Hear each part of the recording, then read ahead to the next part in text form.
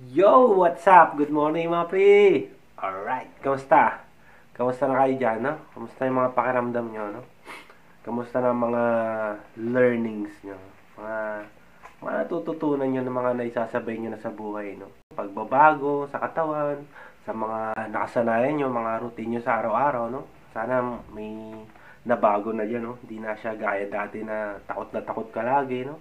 Kasi sa mga naibablog ko na, no? Mga naibabagi ko na sa inyo, mga ano to eh, purong kaalaman to, no? Na dapat alam nyo rin, no? Alam nyo na para sa recovery nyo na rin, no? Para malampasan nyo na yan, no? Kaya naranasan ko ngayon, no? Ayun. So, balik tayo sa ano, no? Balik tayo sa mga simptomas, no? Na favorite nyo. Merong mga ano sa akin, may mga nagtatanong, so, paano ko daw naman manage yung hilo, no? Yung topic natin yung hilo. Although na-topic ko naman na to, no? Pero, balikan lang natin kasi sunod-sunod eh. Sunod-sunod yung mga nagtatanong sa akin about sa hilo eh. Kasi, sabi ko nga sa inyo, ang hilo is, ano yan, iba yung hilo ng galing sa anemic, iba yung hilo nila, no? Sa mga walang anxiety, iba yun eh. Nahihilo sila, pero alam nila na may dahilan yun. Ang sa atin kasi, nahihilo tayo, hindi natin maintindihan kung bakit ganon, bigla na lang tayong may something na ano sa isip natin, sa ulo, at bigla na lang maggaganon yung ano natin, no? So, yan. Yun ang itatopic natin ngayon, no? Dizziness. Intro.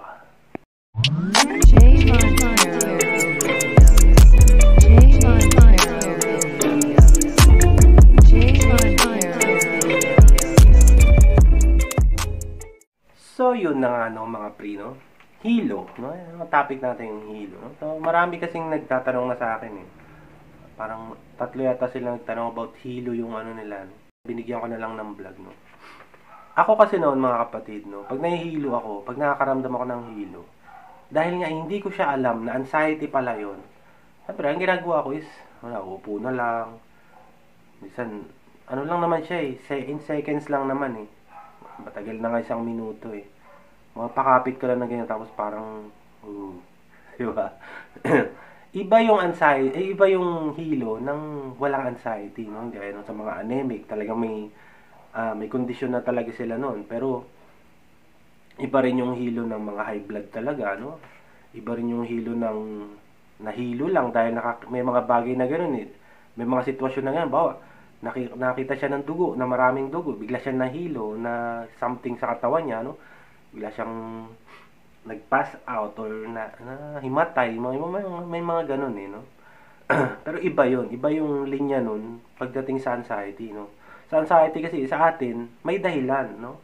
Kaya yan yung topic natin na kung ano ba yung mga dahilan na yan, no? Iba yung sa anxiety, no? Iba yung sa atin pagdating sa hilo, no? Kasi ang ano natin is nervous system, eh, no?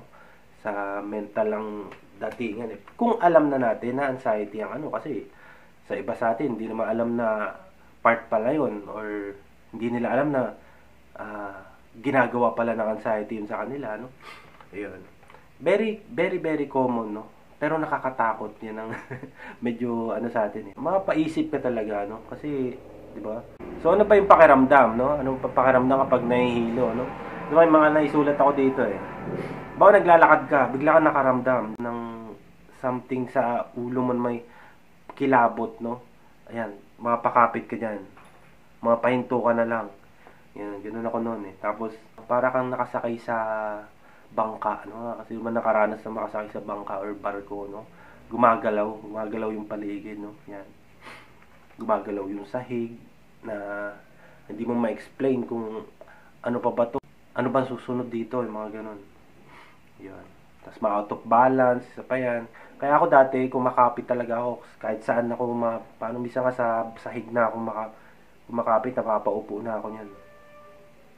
Tapos nagje-jelly legs na ako, no? Yung nangihina na yung tuhod ko. Tapos parang hindi ako makatayo. Ganyan. Ganyan pakaramdam ko ng kapatid kapag nahihilo ako, no?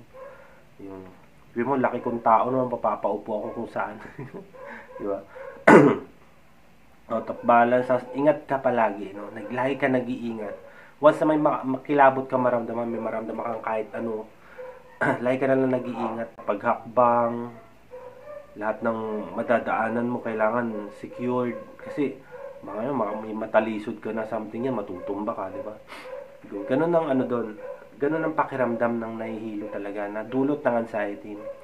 Kaya sa iba, kailangan alam din talaga nila yun, na dulot lang yan ng anxiety. So, hindi naman yan siya delikado. Ang problema nga lang, naandun na tayo sa point na talagang may takot na eh. Mapapahinto ka talaga eh. Sabi nga ni Claire Wicks na wala kang ibang gagawin, no? Hayaan mo siya lumipas. So, yun na nga yun. Yan ginagawa ko noon, kakapit lang ko, tapos obserbahan mo lang, tapos maya wala na, di ba? Ang nagiging problema lang kasi natin is, tuloy-tuloy nating, ginagawa na natin ng second peer, yung first peer na nangyayari sa katawan natin, no? Na baka ganito, baka matumba ako dito, mabagok yung ulo ko, baka madulas ako, baka, di ba? So, yun na yung second peer na ginagawa na ng isip natin, no? Pero, sabi nga ni Claire Wicks, hayaan mo lang. Mag-stay ka lang. Palipasin mo. Yun ang kahalagahan kapag may alam ka. Kasi hanggat nag-struggle ka, hanggat nararamdaman mo siya, tapos nag-struggle ka, wala. Tuloy-tuloy lang yung magpuproduce ng adrenaline, no? Yan, uupo.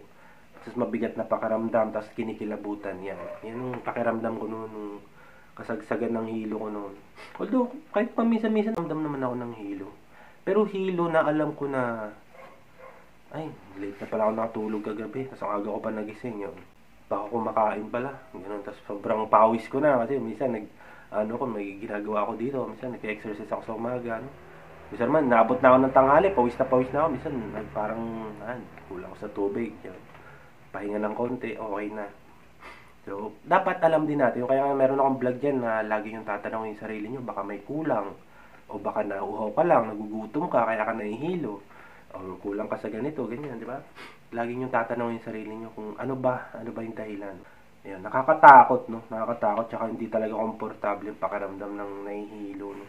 Alam naman natin yan, eh. Iba pa kasi yung hilo na galing sa, yung talagang nahihilo sila dahil sa kondisyon ng katawan nila.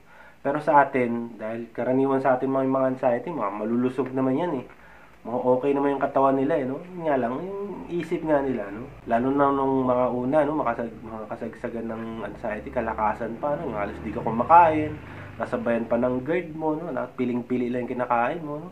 Ako kasi noon, yung pinakasibir ko talaga na hilo noon, nung nagagamot ako ng high blood, yun. Kasi nag-exercise ako, sabay yan, exercise, tapos kain ng tama, tapos nagka-calorie deficit din ako. Bawas-bawas talaga kanin.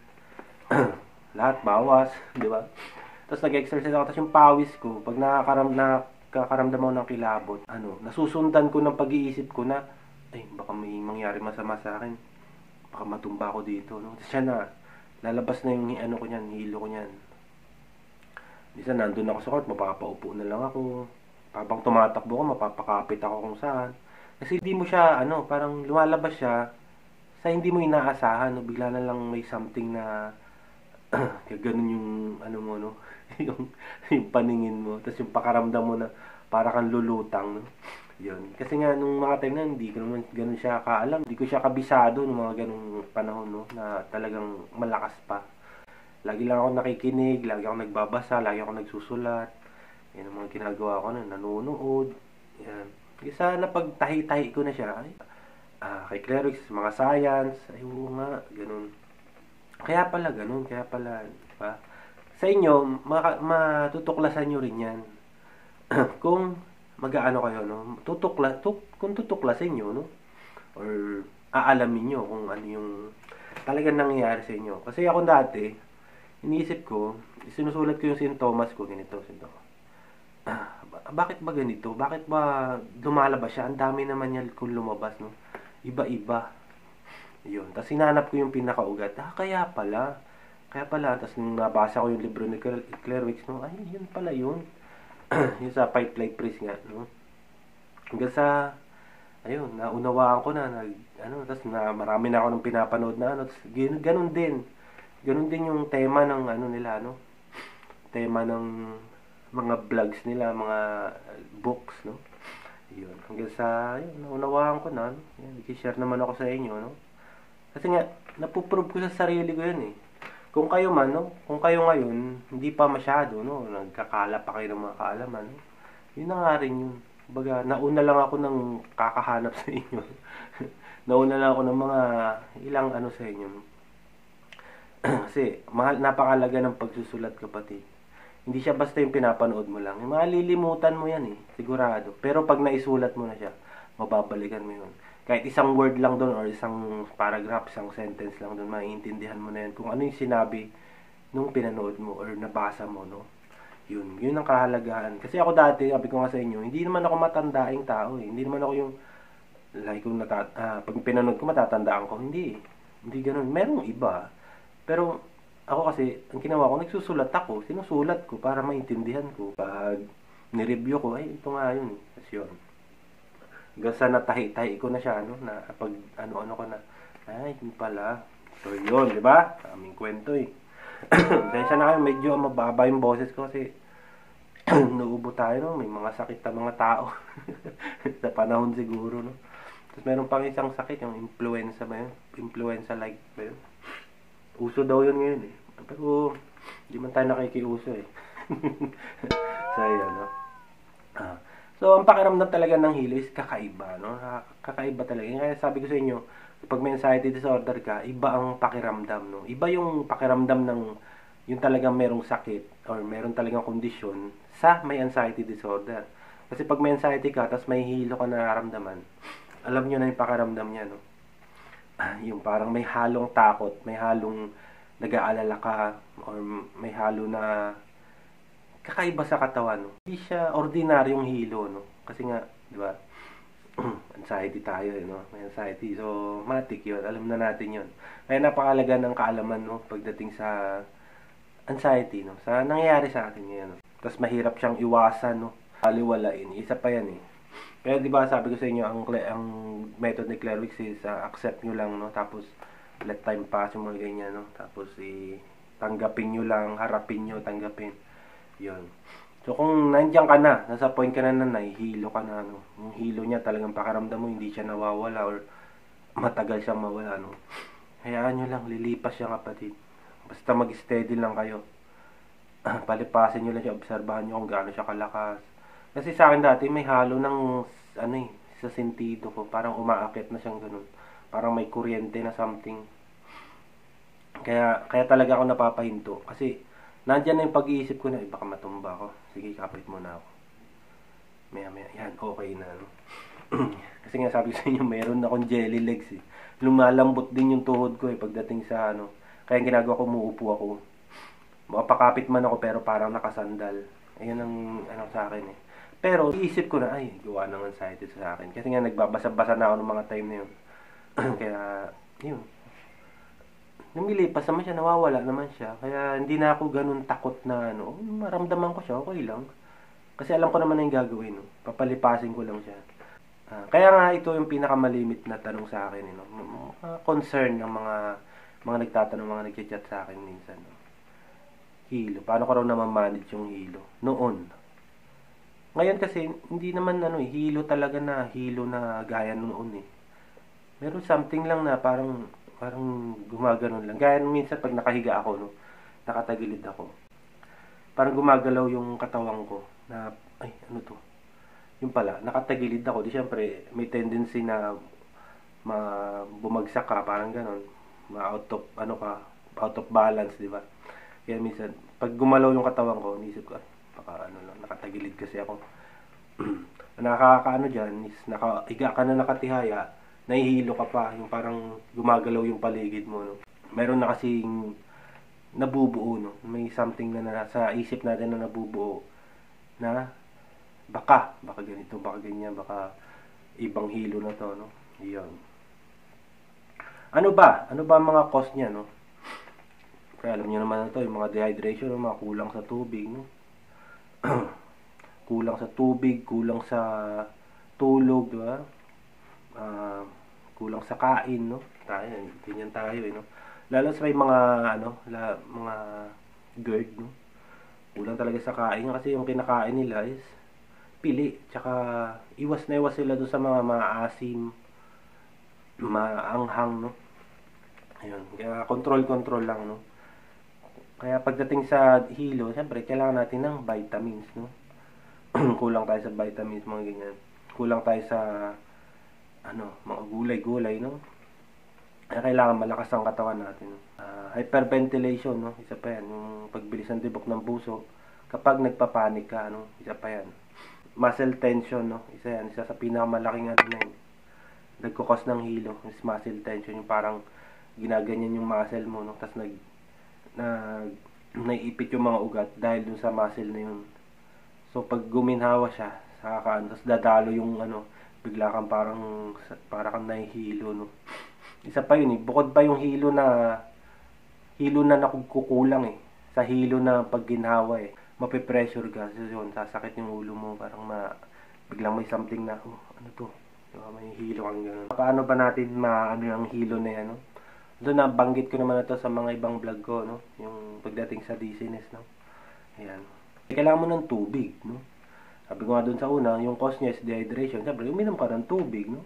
Tapos mag-vitamins ka. Yan, napakalaga niyan. Although, kailangan muna natin magpa-doktor, no? Bago ka uminom ng mga vitamins na yan, no? Kasi, para malaman natin, yung blood chem, no? Para malaman natin kung ano yung kulang, no? Baka kulang ka sa mga potassium, ganyan. O mga kung ano pang mga vitamina, no? Siyempre, kailangan natin ng supplement pagdating dyan, no? Pero dapat, galing sa doktor, no? Hindi yung bigay-bigay lang nyo dahil ganitong pakiramdam mo, magba-vitamins ka ng ganito. Hindi. Alam nyo ba, yung vitamin C, medyo rin yan Hindi rin masyado dapat, no? Hindi rin tayo masyado sa vitamin C kasi gaya sa atin, may mga anxiety, no? Tapos may GERD pa. Siyempre, ang vitamin C is nakakataas ng yan. So, dapat galing pa rin sa doktor. Tsaka yung dosage, gano'n. Kung ilan lang sa isang araw, kung ilang milligram, mga ganyan, diba? Napakalaga nun, kapatid. Siyempre, exercise pa rin, no? Napakalaga niyan. Kahit anong, kahit saan natin daanin, exercise talaga. Dahil, tayo, may anxiety, no? Kasi antidepressant natin yan, daig pa niyan, diba? Siyempre, stretching, walking, yan, napakalaga niyan. Ay, mga grounding technique. Yun, grounding technique yung pakalmahin mo siya, tapos mag-stay ka lang. Wag mong yung isip mo na baka ganito, baka ganyan. Basta dito ka lang sa present, no? Oo, nahihilo ka, pero hanggang doon lang yun. Hilo ka, lilipas yan. Kaya sabi ko sa inyo, palipasin nyo lang. Seconds lang naman yan, no? Huwag na nating haluan ng takot na baka ganito, baka ganyan. Kaya mahalaga din malaman yung second fear kung ano yun, no? So, yun. So, yun lang mga kapatid, no? Yun ang ating topic ngayon, no? Yun lang ating diniscuss yung about sa dizziness. Although, na-vlog ko naman na ito noon. Binalikan ko lang dahil may sa mga tanong. Kaya dapat alam nyo rin na yung pagkahilo niya na yan, na dulot ng anxiety sa inyo, is lilipas yan. No? Yan, napakalaga yan. Na tumatagal lang siya, tsaka nag-aaraw-araw kasi nga may something na sa'yo, may kulang, no? Kaya kailangan natin punuin yun, no? May mga behavior ka na nakasanayan mo na, no? Kaya ka laging nahihilo. Kaya kailangan malaman natin yan, no? At mahimay natin kung ano ba talagang pinagmumulan ng pagkahilo na yan. Pero, siyempre, the best pa rin, magpa-doktor kayo, magpatingin kayo kung ano bang mga kulang, ano bang dapat na inumin, no? Dapat na gawin para mawala yung madalas na pagkahilo nyo. So, yun lang mga kapatid, no? Maraming salamat sa inyong pakikinig at sana may natutunan kayo kahit kaunti sa ating vlog, no? So, maraming salamat mga priya. Adios.